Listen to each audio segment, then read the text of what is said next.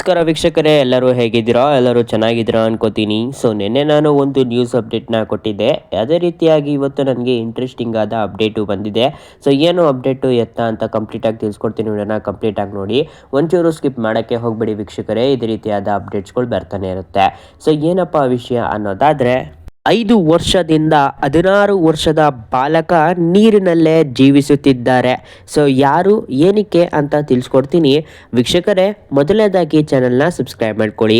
16 ವರ್ಷದ ಹುಡುಗ ವೆಸ್ಟ್ ಬೆಂಗಾಲ್ ರಾಜ್ಯದ ಮುರ್ಸಿದಾಬಾದ್ ಜಿಲ್ಲೆಯ ಒಂದು ಸಣ್ಣ ಹಳ್ಳಿಯಲ್ಲಿ ಕೆರೆ ಅಥವಾ ಕೊಳದಲ್ಲಿ ಜೀವಿಸುತ್ತಿದ್ದಾರೆ. ತಮ್ಮ ದಿನಚರಿಯನ್ನು ಅಲ್ಲೇ ಅವರು ಸಾಕಷ್ಟು ಕಾಲ ಕಳೆದಿದ್ದಾರೆ ಎಂಬ ಒಂದು ಮಾಹಿತಿ ನಮಗೆ ಸಿಕ್ಕಿದೆ.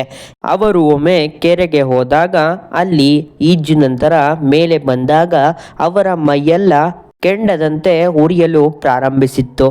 ಆಗ ಪುನಃ ಅವರು ಈ ನೀರಿಗೆ ಹೋದಾಗ ಅಲ್ಲಿ ಉರಿ ಕಡಿಮೆಯಾಗಿತ್ತು. ಇದನ್ನು ತಿಳಿದುಕೊಂಡ ಅವರು ಅವರ ಮನೆಯವರಿಗೆ ತಿಳಿಸಿದ ನಂತರ ಅವರಿಗೆ ಒಂದು ಕಾಯಿಲೆ ಇದೆ ಅಂತ ತಿಳಿದು ಬಂದಿತ್ತು. ಅದರ ನಂತರ ಅವರ ಮನೆಯವರಿಗೆ ಆ ಕಾಯಿಲೆಗೆ ಖರ್ಚು ಮಾಡಲು ದುಡ್ಡಿಲ್ಲದ ಕಾರಣ ಅವರು ಆ ಕೆರೆಯಲ್ಲೇ ವಾಸ ಮಾಡುವಂತೆ ಆಯಿತು. ಸೊ ಅಲ್ಲೆಯೇ ಅವರು ಊಟ ತಿಂಡಿ ಮುಂತಾದ ಕಾರ್ಯಗಳನ್ನು ಅಲ್ಲೆಯೇ ಮಾಡುತ್ತಿದ್ದರು ವೀಕ್ಷಕರೇ. ಸೊ ಇದಾದ ನಂತರ ಒಂದು ವಿಡಿಯೋ ಇವರದ್ದು ವೈರಲ್ ಆಯಿತು. ಸೊ ಆ ವಿಡಿಯೋದ ಮುಖಾಂತರ ಎಲ್ಲರಿಗೂ ತಿಳಿದು ಬಂತು, ಇವರು 5 ವರ್ಷ ಕಾಲದಿಂದಲೂ ಇಲ್ಲೇ ವಾಸಿಸುತ್ತಿದ್ದಾರೆ. ಸೊ ಇವರಿಗೆ ಒಂದು ಮಹಾ ದೊಡ್ಡ ಕಾಯಿಲೆ ಇದೆ ವೀಕ್ಷಕರೇ.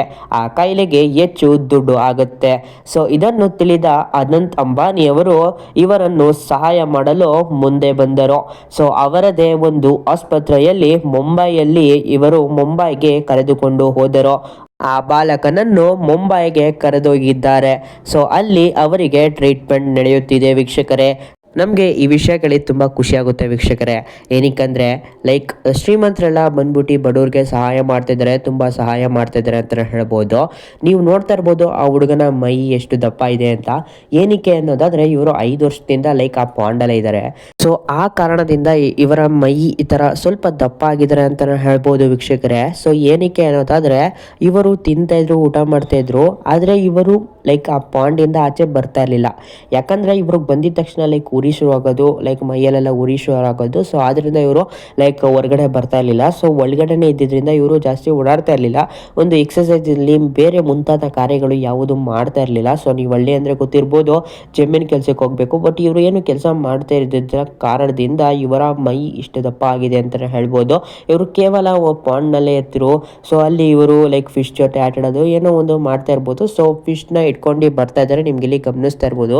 ಈ ವಿಡಿಯೋ ಇಷ್ಟ ಆದಲ್ಲಿ ಆದಷ್ಟು ನಿಮ್ಮ ಫ್ರೆಂಡ್ಸ್ ಫ್ಯಾಮಿಲಿ ಮೆಂಬರ್ಸ್ಗೆ ಶೇರ್ ಮಾಡಿ. ಇದೇ ರೀತಿಯಾದ ಅಪ್ಡೇಟ್ಗಳು ಕೊಡ್ತಾನೆ ಇರ್ತೀನಿ. ಸೊ ದಯವಿಟ್ಟು ಚಾನಲ್ನ ಸಬ್ಸ್ಕ್ರೈಬ್ ಮಾಡ್ಕೊಳ್ಳಿ.